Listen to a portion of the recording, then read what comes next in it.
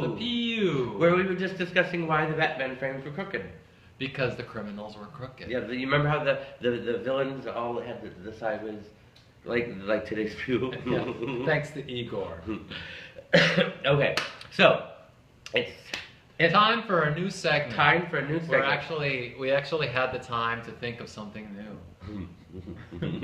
Rather than trotting out old horses and beating them once again. And this new segment is called If We Were in Charge.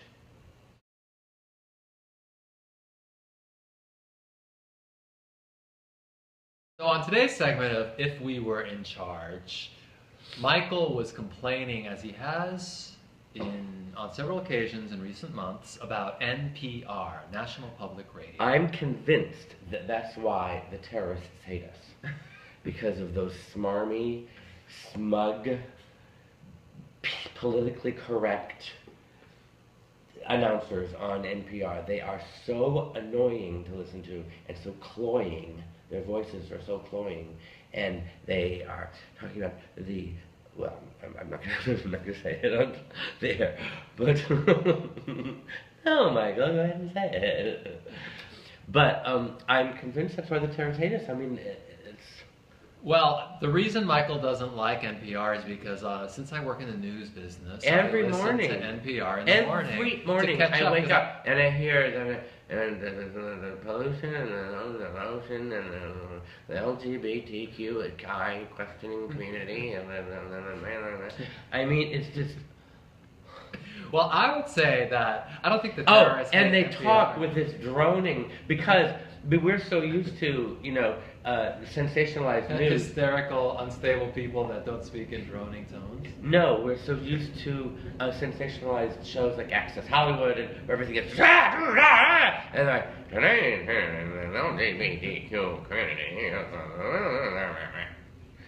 And they have no emotion. It's like, well, but you're not supposed to in the news. They have emotion. No, you're not supposed to. You're not. It's just it's restraining. Yeah, but it's editorializing having emotion in the news. And they're one of the few that in BBC are one of the few that don't.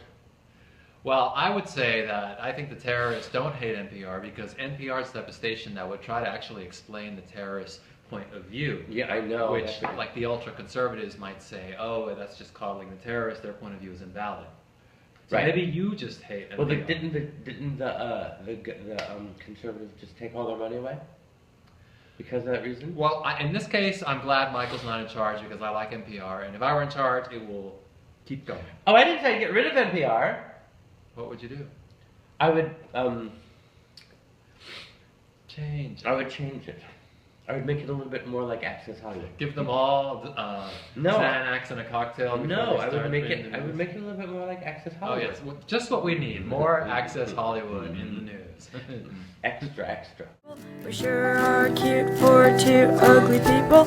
I don't see what anyone can see in anyone else. Welcome back to the welcome back to the View. We have a cameraman who says yes and no, then yes and no. Right. Many other people who say yeah, no, and then start talking. I love that, yeah, no.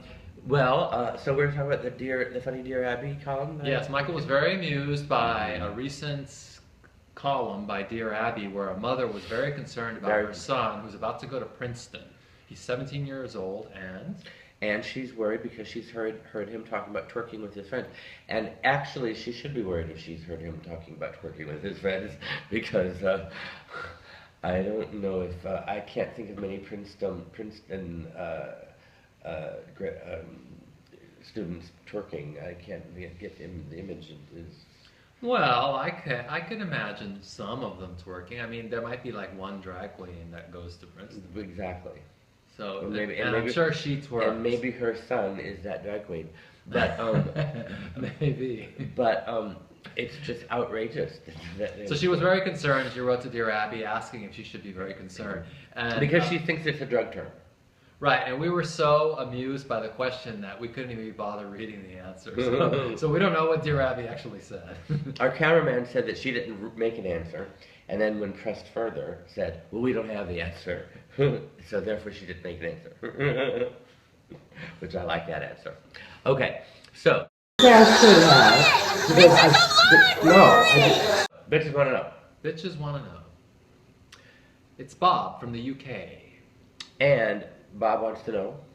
He wants to know if Michael's in touch with Larry T. Michael would be me. Right. Because Larry's in the UK now. And would you be doing a music project with him? And do you have any funny Larry T stories? I have been in touch with Larry T. We've been emailing back and forth, and he wrote me throughout my vacation stay in Peru. And yeah, I mean, I'd love to do music with him. I don't think Larry's in fashion now, though. He has that new line, Juji. I think he's still DJing, though. Yeah, he does DJ. I mean, he has a residency. But he has a new line of clothing for hot boys called Juji. Always another angle with him, isn't it? Always another angle. The older you get, the more. Do you have any fun stories about Larry? Well, speaking of those angles. Well, that's why he did the whole hot body contest, when it's just like an excuse to get all these young guys to take their clothes off. Every project. Larry taught me something really funny one day. He said that if you want something, you have to advertise. And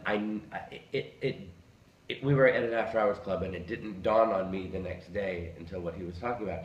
And he was talking about that you have to let people know that what you want, and that thing will come to you, instead of going around, chasing after it. And so everything Larry did, basically, was centered around that. From Larry T's Chicken Ranch dancers to his new line of Juji clothing for the hot young boys to, to the hot body contest. It has all been geared around that. Lesson noted, if you want something to come to you, then you have to advertise. Yes. So go do that, and see you next time. Bye.